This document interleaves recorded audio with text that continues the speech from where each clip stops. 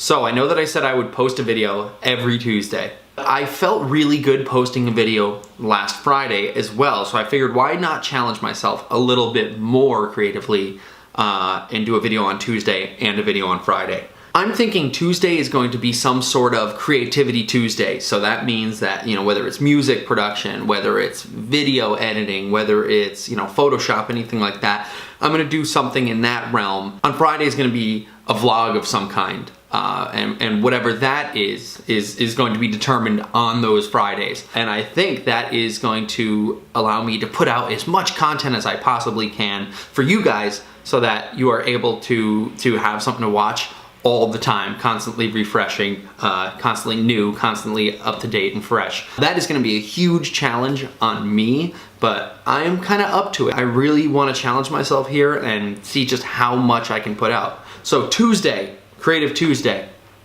and Friday is gonna be vlog day. So let's get to a Tuesday video right now.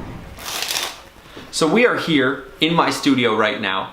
Before we get started making music, I want to give you guys a quick tour, but before we do that, let's check out my old studio setups. You're gonna be rapping soon if you follow my rules.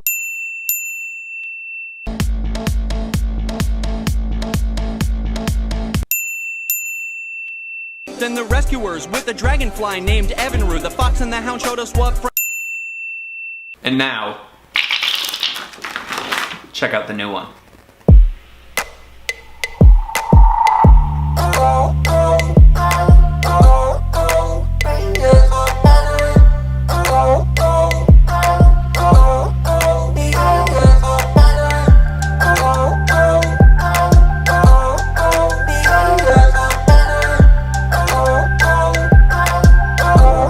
So I'm pretty excited that Kelsey and I moved into a new apartment and I have this whole space to myself for creating, for making stuff, for shooting videos, for doing all that kind of stuff. So I'm really excited about that. All right, so let's get to some music making right now. I was really inspired recently by 80s music.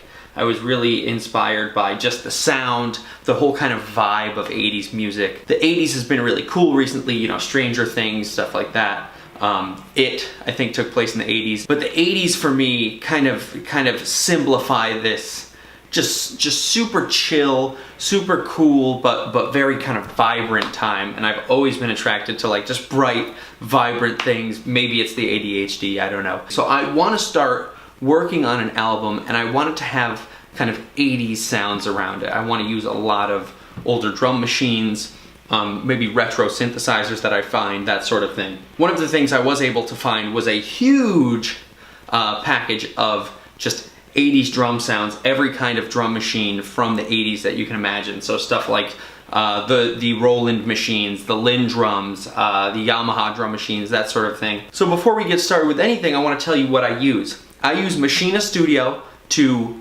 write and arrange my music. That's kind of weird for a lot of people. A lot of people don't use something like Machina to write music. They write rap beats with it. It seems to be the platform to make beats on. I have made a ton of rap beats in the past.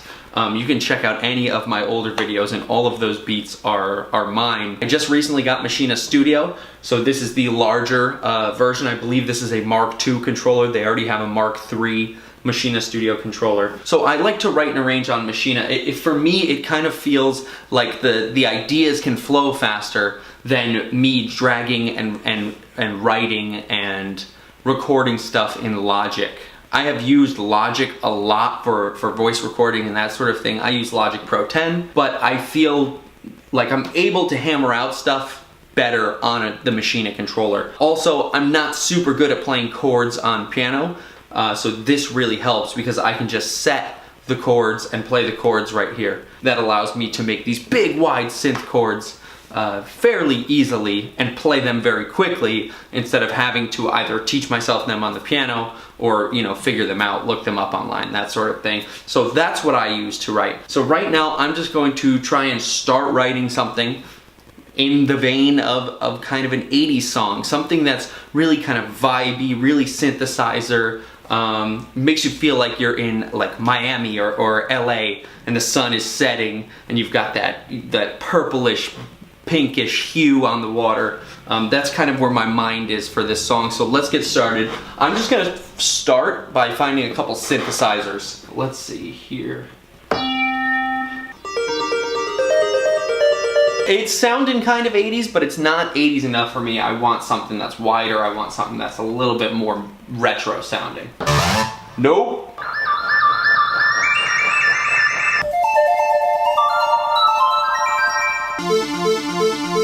I think that's the sound.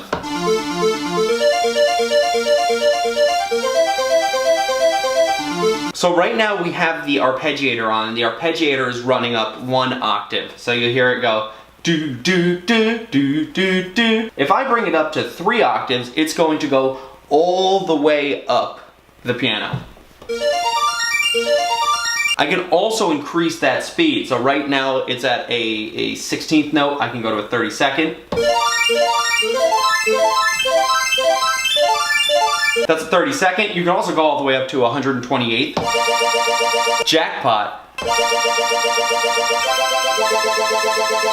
You guys, I think we've got this written already. We're gonna make this 8 bars just to start, just to kind of mess around here a little bit. Now, I'm not gonna go through the full song today because that may take a while, but we're just gonna get started here with the beginning, with the outlining of the song. I'm gonna slow the tempo a little bit. We're gonna go like 115.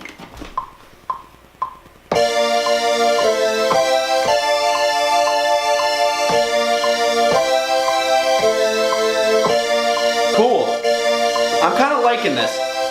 So after we got the chords laid out, I like to find a bass line. So we're gonna find a bass now. That might work. Let's try this bass out.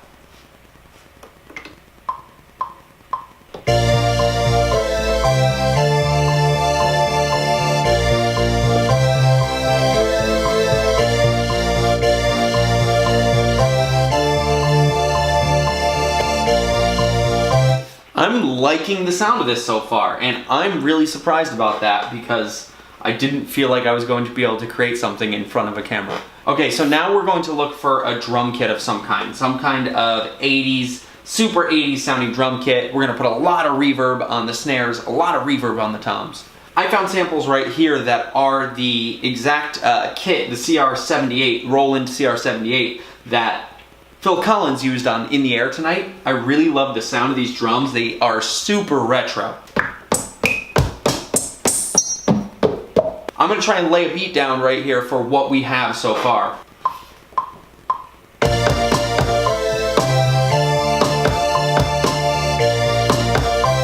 We're gonna add some hi-hats to it now.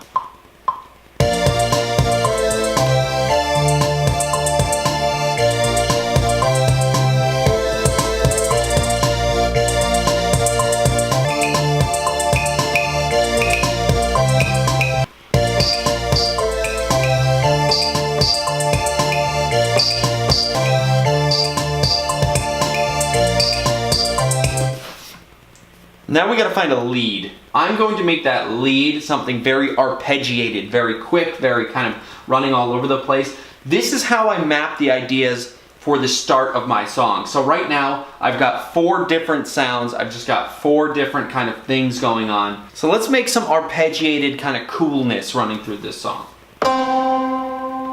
Could be a cool sound. Let's check it out.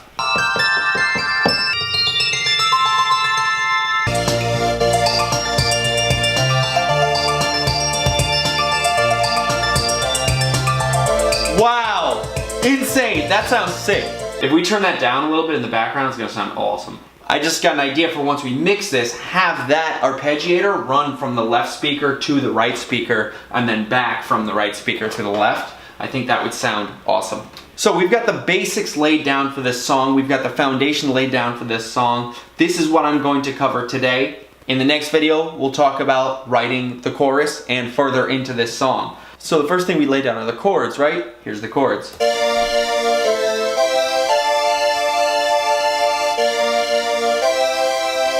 Then we add the bass line.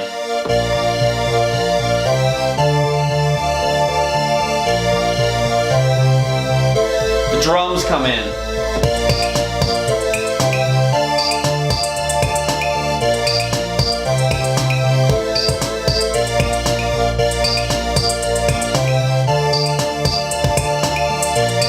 finally, the arpeggiator.